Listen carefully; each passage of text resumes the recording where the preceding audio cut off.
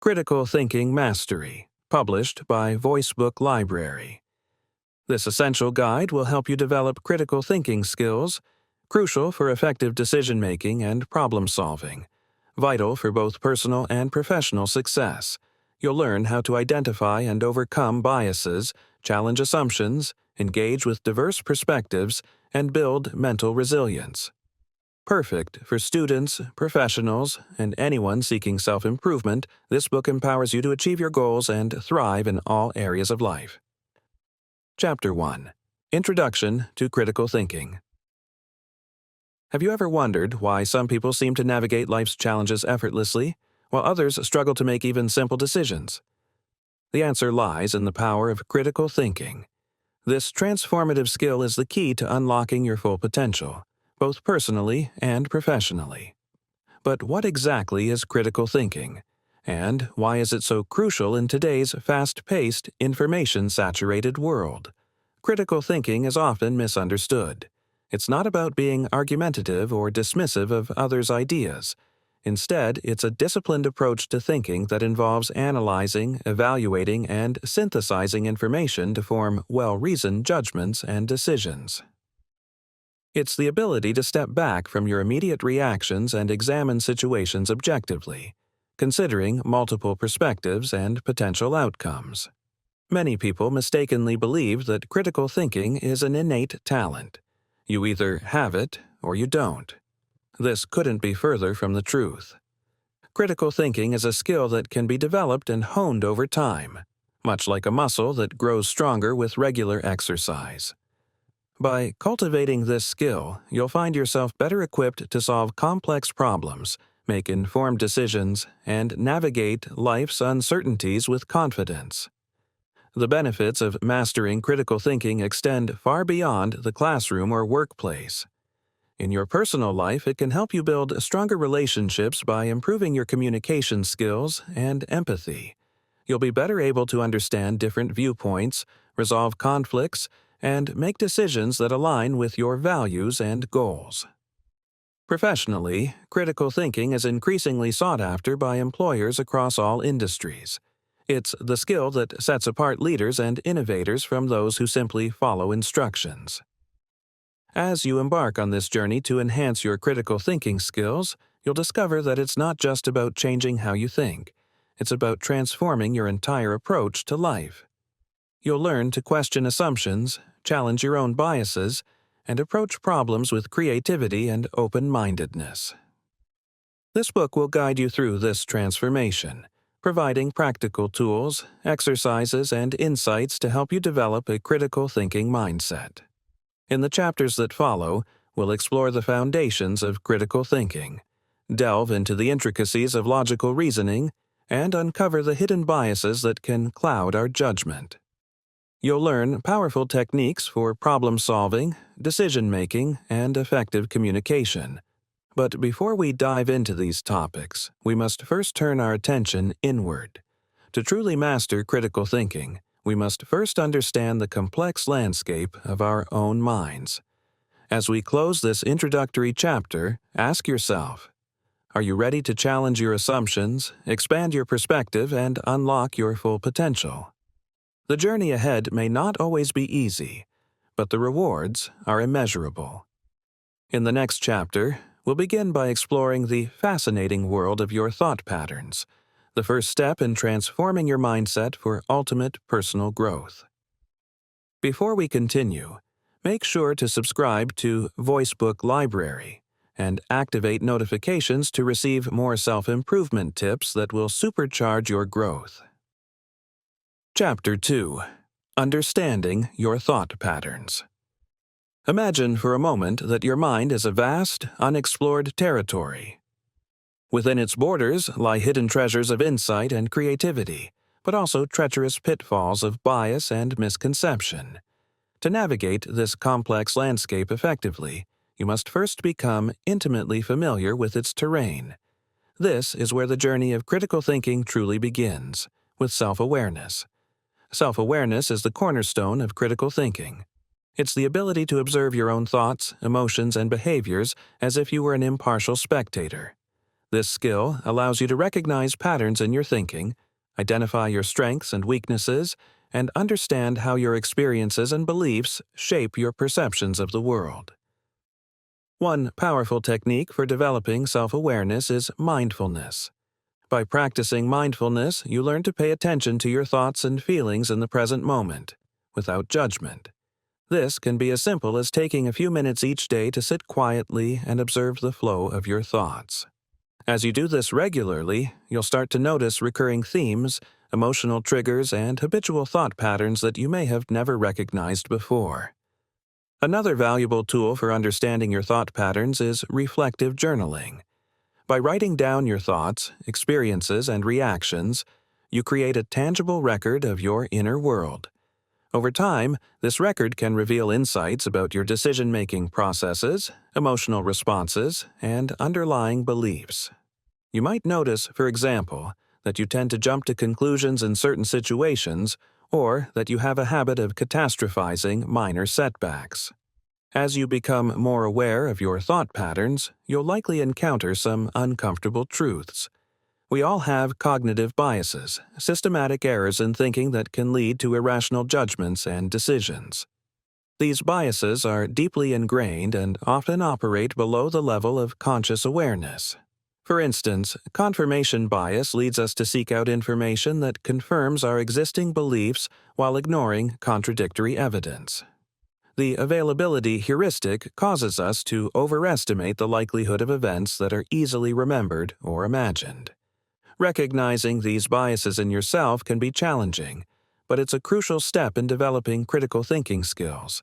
By acknowledging your biases, you can begin to counteract their influence on your decision-making and problem-solving processes.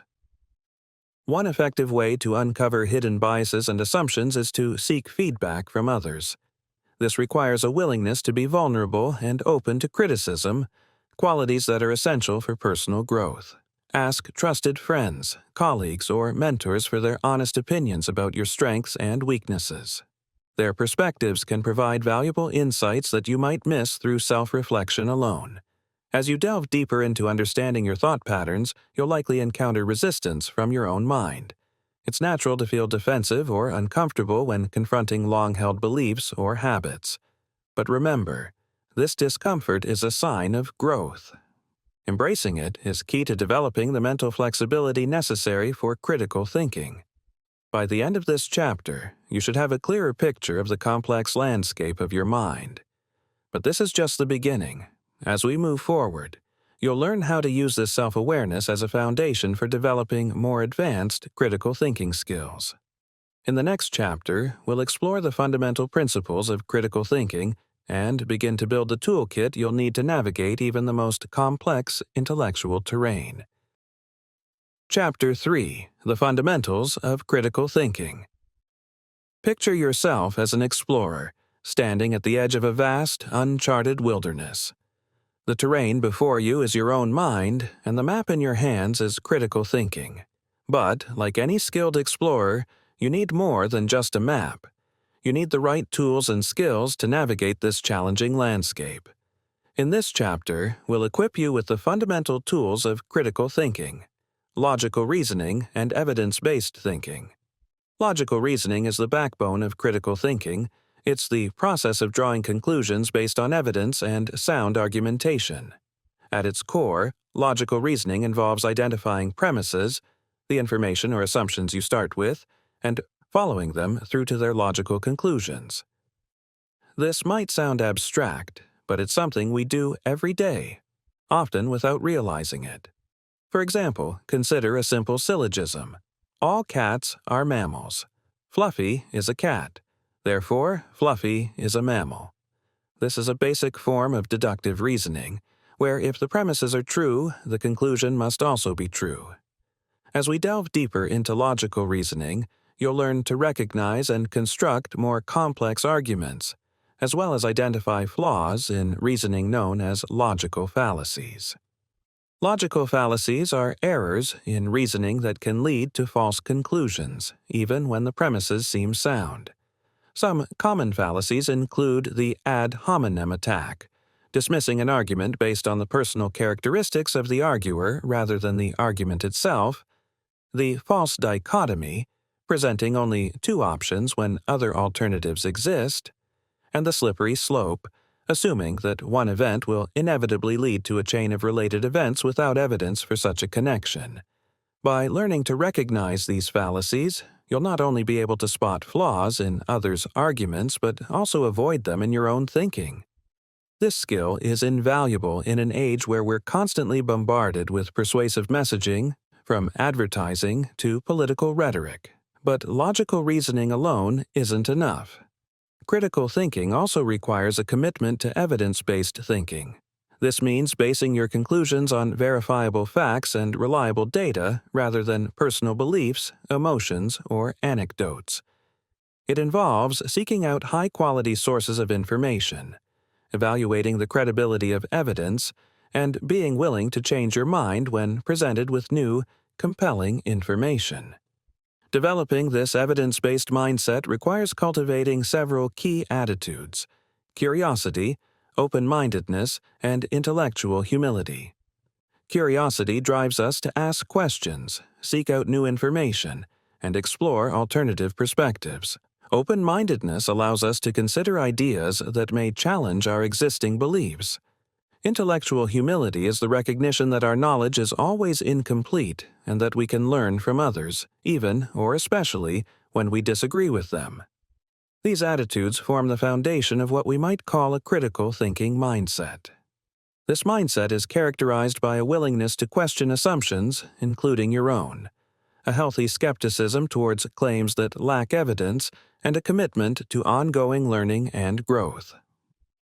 Developing this mindset isn't always easy. It requires us to step out of our comfort zones, confront our own biases, and sometimes admit that we were wrong. But the rewards are immense. With a critical thinking mindset, you'll be better equipped to navigate complex issues, make well-informed decisions, and engage meaningfully with diverse perspectives. As we conclude this chapter, you should have a solid grasp of the fundamental principles of critical thinking. You understand the importance of logical reasoning and evidence-based thinking, and you're developing the attitudes necessary for a critical thinking mindset. But knowing these principles is just the first step. To truly master critical thinking, we must learn to apply these skills in the face of one of the greatest challenges to clear thinking: our own cognitive biases. In the next chapter, we'll delve into the fascinating world of cognitive biases, exploring how they influence our thinking and learning powerful strategies to overcome them. Chapter 4: Overcoming Cognitive Biases. Imagine you're playing a game of chess, confident in your strategy and anticipating your opponent's moves. Suddenly, you realize that half the pieces on your side of the board were invisible to you all along. This scenario mirrors the challenge we face with cognitive biases. They're the hidden players in our mental game, influencing our decisions and judgments without our awareness. In this chapter, we'll shine a light on these invisible pieces and learn how to regain control of the board. Cognitive biases are systematic errors in thinking that affect our judgments and decision-making.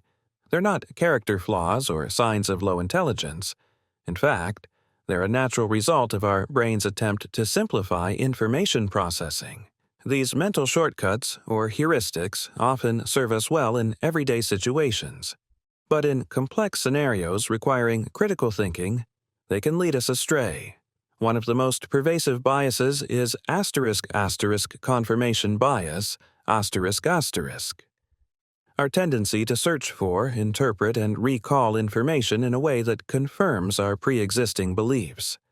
It's why we're quick to accept evidence that supports our views and scrutinize or dismiss evidence that contradicts them. For instance, if you believe that a certain diet is the best for health, you might eagerly share articles supporting your view while ignoring or critiquing studies that suggest otherwise. Another common bias is the *** anchoring effect, ***, where we rely too heavily on the first piece of information we encounter when making decisions. This is why the initial price of a car can significantly influence negotiations, even if that price is arbitrary. The availability heuristic is yet another bias, causing us to overestimate the likelihood of events that are easily remembered or imagined. This is why people often fear plane crashes more than car accidents, despite the latter being statistically more dangerous. Recognizing these biases is the first step towards overcoming them. But awareness alone isn't enough. We need strategies to counteract their influence. One powerful approach is to actively seek out information that challenges your existing beliefs. This doesn't mean you have to change your mind on every issue, but it does mean giving fair consideration to opposing viewpoints. Try following news sources or thought leaders with different perspectives than your own. Engage in respectful debates with people who hold different views. The goal isn't to win arguments, but to broaden your understanding. Another effective strategy is to practice. Mental flexibility, This involves deliberately considering alternative explanations or outcomes for a given situation. When you find yourself jumping to a conclusion, pause and ask, what other possibilities am I not considering? This simple question can open up new avenues of thought and help you avoid the pitfalls of narrow thinking. Developing a habit of seeking diverse perspectives. Can also help combat biases. When making important decisions, consult with people who have different backgrounds, experiences, or areas of expertise than your own. Their insights can help you see blind spots in your thinking and consider factors you might have overlooked. It's also crucial to cultivate intellectual humility, the recognition that your knowledge is limited and that you can learn from others. This attitude makes it easier to admit when you're wrong and to change your mind in light of new evidence. Remember, changing your mind isn't a sign of weakness, it's a sign of growth and intellectual maturity. As you work to overcome cognitive biases, you'll likely encounter resistance from your own mind. Our biases are deeply ingrained, and challenging them can feel uncomfortable or even threatening. But this discomfort is a sign that you're pushing beyond your mental comfort zone, and that's where real growth happens. By the end of this chapter, you should have a clear understanding of common cognitive biases and strategies to counteract them. You're developing the mental flexibility and open-mindedness necessary to see beyond your own perspective and consider alternative viewpoints. But recognizing biases and thinking flexibly are just part of the critical thinking toolkit. To truly master these skills, we need to apply them to real-world challenges. Are you ready to put your newfound knowledge and skills to the test? In the next chapter, we'll explore effective problem-solving techniques, learning how to approach complex issues systematically and creatively. You'll discover how to break down seemingly insurmountable problems into manageable parts and generate innovative solutions. The game is about to get more challenging and more rewarding. Chapter 5. Effective Problem-Solving Techniques. Imagine standing before a giant, tangled knot. At first glance, it seems impossibly complex with no clear beginning or end. This knot represents the challenging problems we often face in life, daunting, intricate, and seemingly unsolvable. But with the right techniques, even the most complex knots can be unraveled. In this chapter, we'll explore powerful problem-solving methods that will transform the way you approach challenges. The first step in effective problem-solving is to clearly define the issue at hand. Often, what appears to be a single problem is actually a cluster of interconnected issues. By breaking down the larger problem into smaller, more manageable components, you can begin to see potential solutions more clearly. This process, known as problem decomposition, is like isolating individual threads in our metaphorical knot. Once you've identified the core components of the problem, it's time to gather information. This step is crucial and often overlooked. Many people rush to solve problems without fully understanding them, leading to ineffective solutions. Cast a wide net in your information gathering. Consider different perspectives, consult experts if possible, and look for patterns or trends that might provide insight into the problem's root causes. With a clear understanding of the problem and relevant information in hand, it's time to generate potential solutions, This is where creativity comes into play. Brainstorming is a powerful tool for this stage. The key to effective brainstorming is to suspend judgment initially and encourage a free flow of ideas, no matter how outlandish they might seem. Remember, sometimes the most innovative solutions come from seemingly crazy ideas. Once you have a list of potential solutions, it's time to evaluate them This is where your critical thinking skills really come into play. Consider the pros and cons of each solution, their feasibility, potential outcomes, and unintended consequences.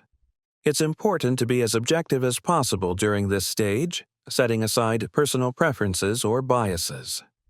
After careful evaluation, select the most promising solution, and develop an implementation plan. Break down the solution into actionable steps, assign responsibilities if working with a team, and set clear timelines. But remember, problem-solving doesn't end with implementation. It's crucial to monitor the results and be prepared to make adjustments if needed. One of the most powerful problem-solving techniques is the ability to reframe the problem Sometimes, the way we define a problem limits our ability to solve it. By looking at the issue from different angles or perspectives, we might uncover innovative solutions we hadn't considered before. As you develop your problem-solving skills, you'll likely encounter obstacles. You might feel stuck, overwhelmed, or frustrated. When this happens, remember that these feelings are a normal part of the process. Take a step back, give yourself some mental space, and return to the problem with fresh eyes. Sometimes the solution becomes clear when we stop actively trying to force it. By the end of this chapter, you should have a robust toolkit for tackling complex problems. You understand the importance of clearly defining issues, gathering information, generating and evaluating solutions, and implementing and monitoring your chosen approach. But effective problem-solving is just one piece of the critical thinking puzzle.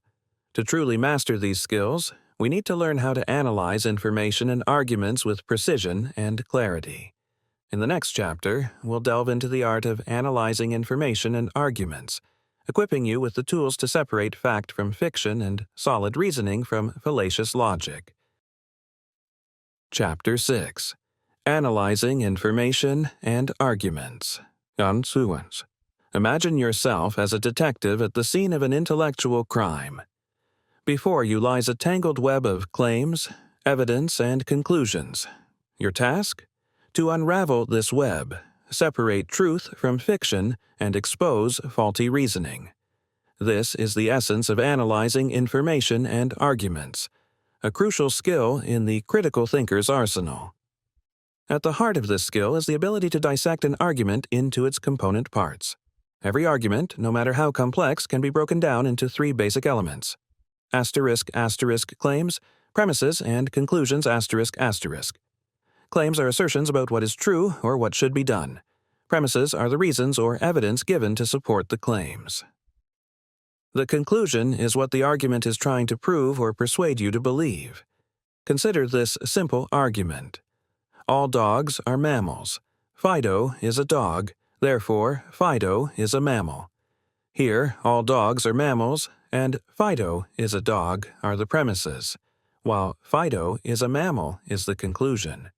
By breaking down arguments in this way, you can more easily evaluate their strength and identify potential flaws. Once you've identified the components of an argument, the next step is to evaluate the evidence This involves asking critical questions. Is the evidence relevant to the claim? Is it reliable and from a credible source? Is it sufficient to support the conclusion? Be wary of anecdotal evidence or cherry-picked data that might not represent the full picture. As you analyze arguments, you'll often encounter asterisk patterns in reasoning asterisk. Some of these patterns are valid and strengthen an argument, while others are fallacious and weaken it. For instance, the pattern of reasoning in our Fido example, known as a syllogism, is valid.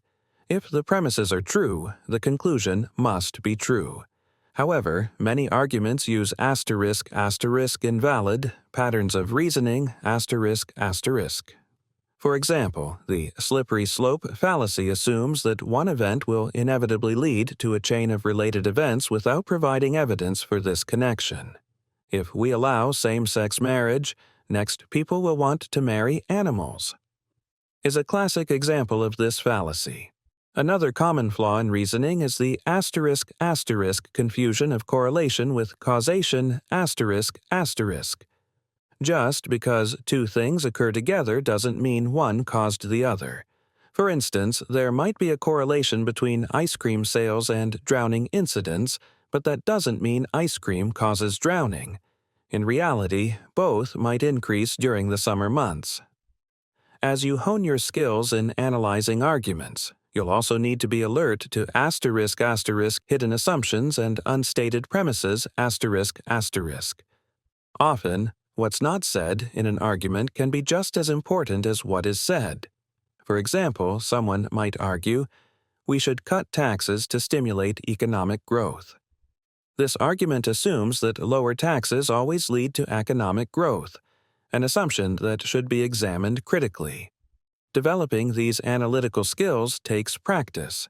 Start by applying them to everyday situations. Analyze advertisements, political speeches, or opinion pieces in newspapers. As you do this, you'll likely find that many arguments that initially seemed persuasive don't hold up under scrutiny.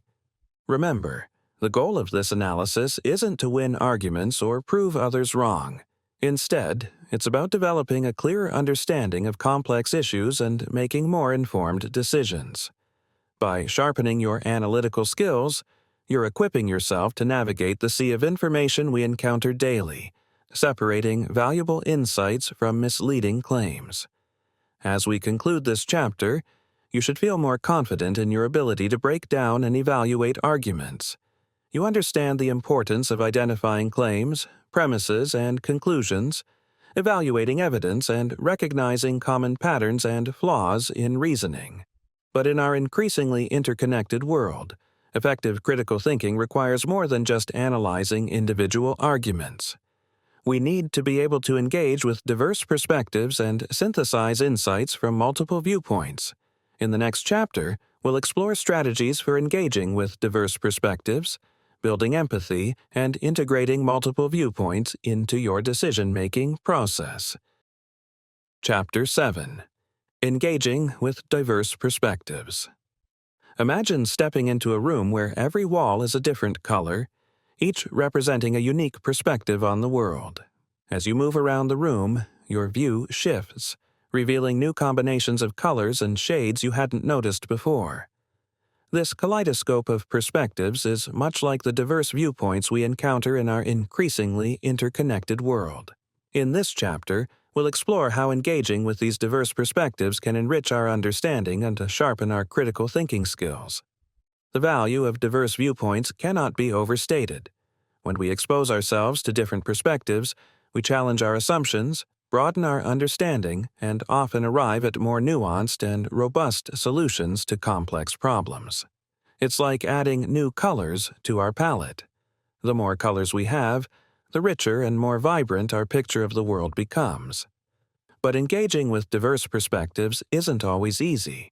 It requires us to step out of our comfort zones and confront ideas that may challenge our deeply held beliefs. This can be uncomfortable, even unsettling at times. However, it's precisely this discomfort that often leads to the most significant growth and insight.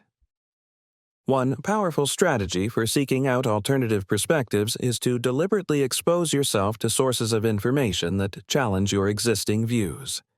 If you lean liberal, read conservative publications, and vice versa. If you're a scientist, engage with literature in the humanities. The goal isn't to change your mind on every issue, but to understand different viewpoints and the reasoning behind them. As you engage with diverse perspectives, it's crucial to practice active listening. This means truly hearing what others are saying, rather than simply waiting for your turn to speak. Try to understand not just what someone is saying, but why they're saying it. What experiences have shaped their viewpoint? What values or assumptions underlie their position? Building empathy is another key aspect of engaging with diverse perspectives. Empathy allows us to see the world through someone else's eyes, even if we don't agree with their conclusions.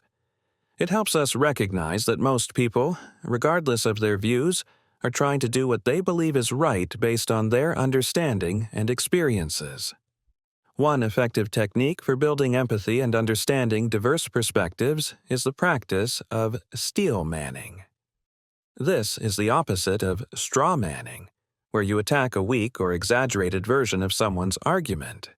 In steel manning, you try to articulate the strongest possible version of someone else's argument, even if you ultimately disagree with it. This not only helps you understand their perspective better, but also strengthens your own critical thinking by forcing you to engage with the most robust version of opposing views. As you become more adept at engaging with diverse perspectives, you'll find that decision-making becomes both more challenging and more rewarding. You'll have a richer set of options to consider and a more nuanced understanding of the potential consequences of your choices. One useful technique for integrating multiple perspectives in decision-making is to play devil's advocate with yourself or your team. Deliberately argue against your preferred option, or assign team members to advocate for different perspectives. This can help uncover potential flaws in your thinking and lead to more robust decisions. It's important to note that engaging with diverse perspectives doesn't mean abandoning your own values or beliefs. The goal is not to achieve a bland consensus where all viewpoints are seen as equally valid.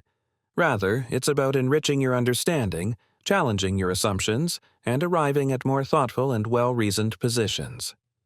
As we conclude this chapter, you should have a deeper appreciation for the value of diverse perspectives and some practical strategies for engaging with them. You understand the importance of active listening, building empathy, and integrating multiple viewpoints into your decision-making process. But engaging with diverse perspectives is just one aspect of effective decision-making. To truly master this crucial skill, we need to explore a range of decision-making strategies that can help us navigate even the most complex choices. In the next chapter, we'll delve into powerful decision-making strategies that will equip you to tackle both everyday choices and life-changing decisions with clarity and wisdom, even in the face of uncertainty. Chapter 8. Decision-Making: Strategies for Success. Picture yourself standing at a crossroads with countless paths stretching out before you. Each path represents a potential decision, and the landscape ahead is shrouded in the mist of uncertainty. This is the essence of decision-making: choosing a path forward in the face of incomplete information and unpredictable outcomes. In this chapter, we'll explore strategies to help you navigate this complex terrain with confidence and wisdom. At its core, effective decision-making is a process, not a single moment of choice. It begins with clearly defining the decision to be made and gathering relevant information. This might seem obvious, but many poor decisions stem from a failure to properly frame the problem or collect adequate data. Take the time to ensure you understand the full scope of the decision and have as much relevant information as possible. Once you've gathered information, the next step is to identify and evaluate your options. This is where your critical thinking skills come into play. Consider the potential outcomes of each option, both short-term and long-term. What are the risks and benefits? How do these options align with your goals and values? Be sure to consider not just the obvious choices but also creative alternatives that might not be immediately apparent. One powerful tool for evaluating options is the decision matrix. This involves listing your options and the criteria that are important for the decision, then scoring each option against these criteria. This can help you objectively compare complex choices and identify the option that best meets your needs. As you evaluate your options, be aware of the balance between logic and intuition. While it's important to analyze the facts and data, don't discount your gut feelings. Intuition is often the result of subconscious pattern recognition based on past experiences. The key is to use both logic and intuition in a balanced way, rather than relying solely on one or the other. Another crucial aspect of decision-making is managing uncertainty. In many situations, we simply don't have all the information we'd like. One strategy for dealing with this is scenario planning. This involves imagining different possible futures and considering how your decision might play out in each scenario. This can help you identify potential risks and opportunities you might otherwise overlook. It's also important to be aware of common decision-making pitfalls. One of these is analysis paralysis, getting so caught up in gathering information and analyzing options that you never actually make a decision. Remember, in many cases, making a timely decision is more important than making a perfect decision. Another common pitfall is groupthink, where the desire for harmony or conformity in a group results in irrational or dysfunctional decision-making. To combat this, encourage dissenting opinions and consider appointing a devil's advocate to challenge the group's assumptions. As you develop your decision-making skills, you'll likely encounter situations where you feel stuck or overwhelmed. When this happens, try using techniques like the 5 whys, repeatedly asking why to get to the root of the problem, or the Eisenhower matrix, prioritizing decisions based on their importance and urgency. Sometimes, simply changing how you frame the problem can lead to breakthrough insights. Remember, the goal of these strategies isn't to eliminate all risk or uncertainty from your decisions. Rather, it's to help you make informed, well-reasoned choices that align with your goals and values. Even with the best decision-making process, there will always be an element of uncertainty. The key is to be comfortable with this uncertainty and ready to adapt as new information becomes available. As we conclude this chapter, you should feel equipped with a range of strategies to enhance your decision-making. You understand the importance of framing problems clearly, gathering information, evaluating options objectively, and managing uncertainty. But effective decision-making is just one piece of the puzzle. To truly thrive in our complex world, we need to develop mental resilience, the ability to adapt, learn, and grow in the face of challenges and setbacks. In the next chapter, we'll explore powerful strategies for building mental resilience, equipping you with the tools to face adversity with confidence and turn setbacks into opportunities for growth. Chapter 9. Building Mental Resilience. Imagine yourself as a mighty oak tree standing tall amidst a raging storm. The winds howl and the rain lashes, but your roots run deep and your trunk stands firm. This is the essence of mental resilience, the ability to withstand life's storms, bend without breaking, and emerge stronger from adversity. In this chapter, we'll explore how to cultivate this vital quality and harness its power to enhance your critical thinking and overall well-being. Mental resilience is more than just toughing it out or maintaining a stiff upper lip in the face of challenges. It's a dynamic process that involves adapting well in the face of adversity, trauma, tragedy, threats, or significant sources of stress. Resilience allows us to bounce back from setbacks, learn from failures, and even thrive under pressure. The foundation of mental resilience lies in understanding and managing our emotions. This doesn't mean suppressing or ignoring our feelings, but rather developing emotional intelligence, the ability to recognize, understand, and effectively manage our emotions. By cultivating emotional intelligence, we can respond to challenges with clarity and purpose, rather than reacting impulsively based on raw emotion. One powerful technique for building emotional intelligence is mindfulness meditation. This practice involves focusing your attention on the present moment, acknowledging and accepting your thoughts and feelings without judgment. Regular mindfulness practice can help you develop greater self-awareness, reduce stress, and improve your ability to regulate your emotions. Another crucial aspect of mental resilience is developing a growth mindset. This concept, popularized by psychologist Carol Dweck, involves believing that our abilities and intelligence can be developed through effort, learning, and persistence. People with a growth mindset view challenges as opportunities for growth rather than threats to their self-image. They embrace failure as a learning experience rather than a reflection of their worth. To cultivate a growth mindset, start by reframing your thoughts about challenges and setbacks. Instead of seeing them as insurmountable obstacles, view them as chances to learn and grow. This shift in perspective can help you approach difficulties with more confidence and creativity. Building a strong support network is another key component of mental resilience. Relationships with family, friends, mentors, and colleagues provide emotional support, practical assistance, and different perspectives that can help you navigate tough times. Don't hesitate to reach out to others when you're struggling. Resilience isn't about going it alone, but about drawing strength from the connections you have. Developing problem-solving skills is also essential for resilience. When faced with challenges, resilient people focus on finding solutions rather than dwelling on the problems.